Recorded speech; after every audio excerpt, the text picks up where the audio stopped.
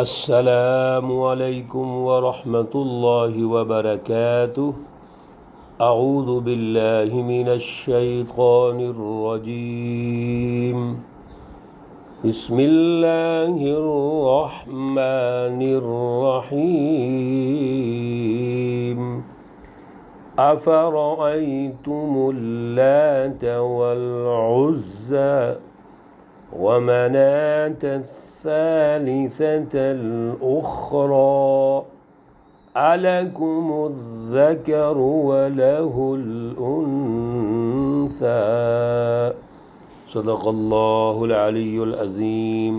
اللهم صل على سيدنا ومولانا محمد النبي الأمي وعلى آله وأصحابه وبارك وسلم عليه۔ معزز سامعین و سامعات، پارہ نمبر 27 سورۃ النجم، آیات مقدسہ 19 تا 25 ہیں۔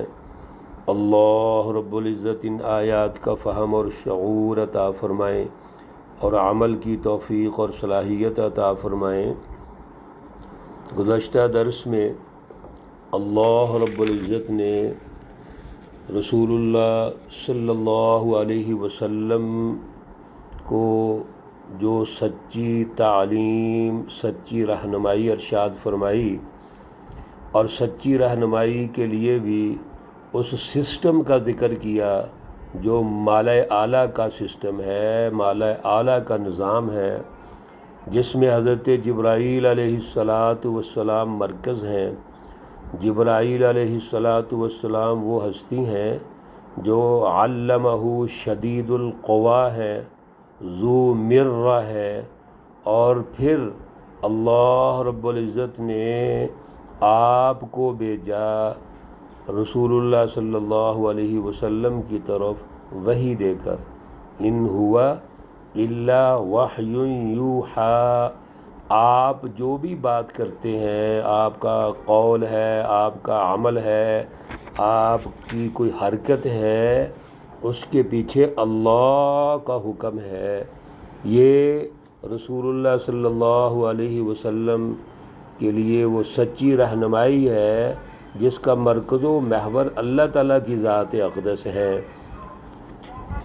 میرے عزیزو، یہ کفار مکہ اور مشرکین مکہ کے ان اعتراضات کا جواب ہے جس میں وہ پچھلی سورہ مقدسہ میں بھی ہم پڑھ چکے ہیں، سن چکے ہیں کہ وہ آپ کو کاہن کہتے ہیں، مجنوں کہتے ہیں، ساحر کہتے ہیں، شاعر کہتے ہیں، مختلف القابات سے یاد کرتے ہیں، لیکن آپ صلی اللہ علیہ وسلم تو اللہ کے نمائندے ہیں۔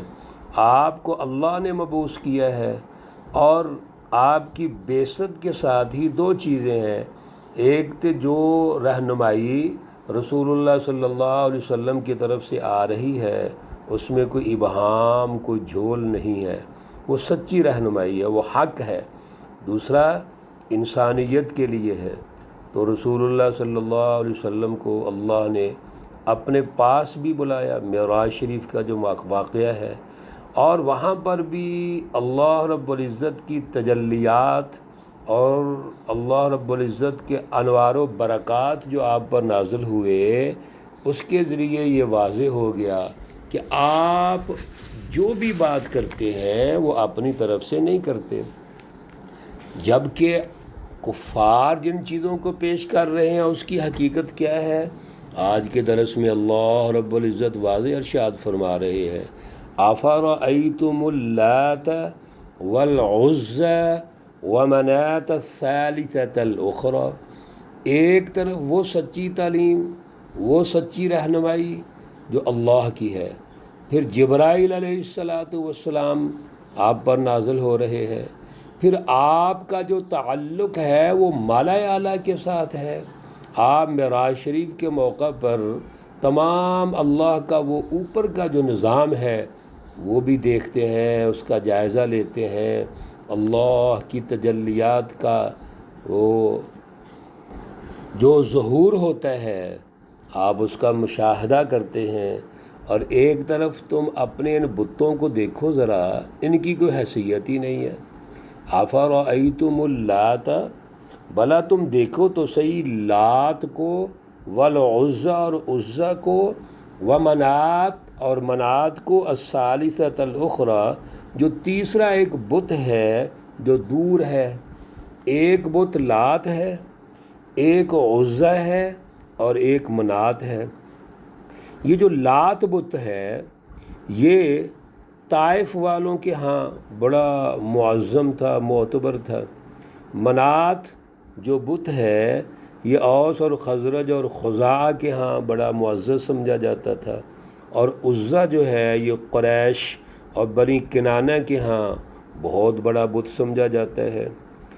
تو گویا عزیٰ جو بت ہے یہ مکہ کے قریب نخلا میں تھا، اور قریش اور بنی کنانہ جو ہے وہ اس کی پرستش کرتے ہیں، اور لات جو ہے یہ طائف میں تھا، اور جو منات ہے یہ مدینۃ المنورہ کے قریب ایک تیسرا بت ہے۔ میرے عزیزو، یہ تینوں بت وہ جزیرۃ العرب کے اعتبار سے بہت بڑے بت سمجھے جاتے ہیں۔ عمرو بن الحا نے حضور صلی اللہ علیہ وسلم سے 300 سال پہلے تقریباً یہ بت کھڑے کیے اور ان کی پرستش شروع کر دی۔ اَلَکُمُ الذَّکَرُ وَلَهُ الْأُنثىٰ، ایک اور ان کی ذہنی طور پر تحلیل کی گئی، ذہنی تحلیل و تجزیہ اللہ نے پیش کیا۔ ایک تو پرستش کرتے ہیں سچی تعلیم کے مقابلے میں، وہ بتوں کی پوجا کرتے ہیں جو لات، عزیٰ اور منات ہیں، اور ایک اور ان کی ذہنی سطح دیکھیے ذرا، اَلَکُمُ الذَّکَرُ، کیا تمہارے لیے مذکر ہیں، بیٹے ہیں، وَلَهُ الْأُنثىٰ اور اللہ کے لیے بیٹیاں ہیں۔ یعنی ایک تو اللہ کی اولاد ہی نہیں، اللہ رب العزت اپنی ذات میں اور اپنی صفات میں وحدہ لا شریک ہے، لیکن اتنے احمق ہیں کہ کہتے ہیں کہ فرشتے اللہ کی بیٹیاں ہیں۔ اپنے لیے بیٹی نہیں مناسب سمجھتے، اپنے لیے کہتے ہیں ہم بیٹا ہونا چاہیے۔ وَإِذَا بُشِّرَ أَحَدُهُم بِالْأُنثىٰ ظَلَّ وَجْهُهُ مُسْوَدًّا وَهُوَ كَظِيمٌ، ان کو اگر بیٹی کی خوشخبری سنائیں تو چہرے سیاہ ہو جاتے ہیں، اور اتنے احمق ہیں اللہ کے لیے بیٹیوں کا تصور کرتے ہیں۔ تم نے شرک بھی کرنا ہے تو بیٹوں کا تصور کرو جو اپنے لیے پسند کرتے ہو۔ تِلْکَ اِذًا قِسْمَةٌ ضِیزَىٰ، یہ جو تقسیم ہے یہ کتنی بھونڈی تقسیم ہے، غیزہ بھونڈی تقسیم، یعنی کتنا عجیب تصور ہے یہ۔ ان ہی الا اسماء سمیتموها، یاد رکھیے یہ سب کچھ جو نام رکھے ہیں تم نے یہ صرف نام ہیں، انتم و آباؤکم، جو تم نے رکھ لیے اور تمہارے آباء و اجداد نے رکھ لیے۔ ما انزل اللہ بها من سلطان، اللہ نے اس پر کوئی سند نہیں نازل فرمائی۔ یہ جو کچھ بھی تم کر رہے ہو اپنی طرف سے کر رہے ہو، اور بڑا خوبصورت اللہ کا تبصرہ ہے، ان یتبعون الا الظن، یہ تو صرف گمان ہے، اٹکل ہے، وما تحوی الانفس، اور جو تمہارے دل چاہتے ہیں۔ ایک ہے گمان، علم کے مقابلے میں گمان ہوتا ہے، ایک قطعی اور وہ علم جو اللہ کی طرف سے ہے، سچا علم، اور ایک ہے صرف انسان گمان شروع کر لے، انسان صرف یہ سوچنا شروع کر دے کہ ایسا ہو سکتا ہے اور بیک گراؤنڈ میں ہے ہی کچھ نہیں۔ اور اس سے بھی بری شکل یہ ہے کہ انسان صرف خیال پیدا کر لے کہ ایسا ہونا چاہیے۔ یہ کیسے ہو سکتا ہے بھلا؟ اللہ کا علم قطعی علم ہے، اللہ کا علم سچا علم ہے، اللہ کی رہنمائی سچی رہنمائی ہے، وہ حقائق کائنات پر مبنی ہے۔ علم تو وہ ہے جو حقائق پر مبنی ہو، اور تمہارا صرف گمان، ظن، اپنا خیال، اپنی سوچ، اپنے نفس کی خواہشات۔ اس لیے میرے عزیزو یاد رکھو، کسی دور کے بھی جب تجزیہ آپ کریں گے تو وہاں یہ دیکھیں کہ رہنمائی کس طرف سے آ رہی ہے۔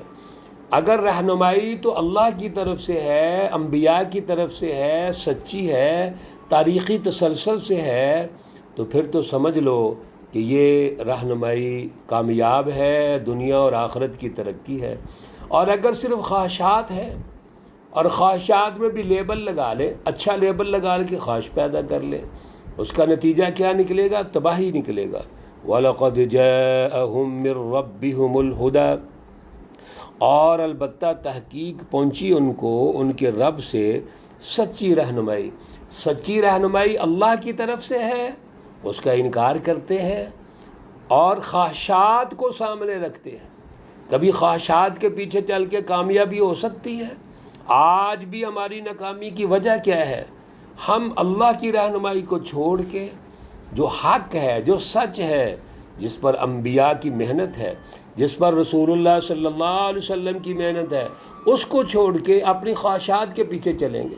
نیکیاں بھی خواہشات کے پیچھے عنوان بنا لیتے ہیں۔ ام للانسان ما تمنا، بہت خوبصورت ارشاد فرمایا کہ کیا انسان کے لیے وہی ہے جو کچھ وہ چاہے گا؟ یعنی جو انسان چاہتا ہے، ایک تمنا اور آرزو کرتا ہے، کیا اس کو مل جائے گا؟ نہیں۔ فَلِلَّهِ الْآخِرَةُ وَالْأُولَىٰ، توجہ کیجئے، اللہ نے فیصلہ دے دیا، پس اللہ ہی کے لیے ہے بعد میں آنے والی چیزیں اور پہلی۔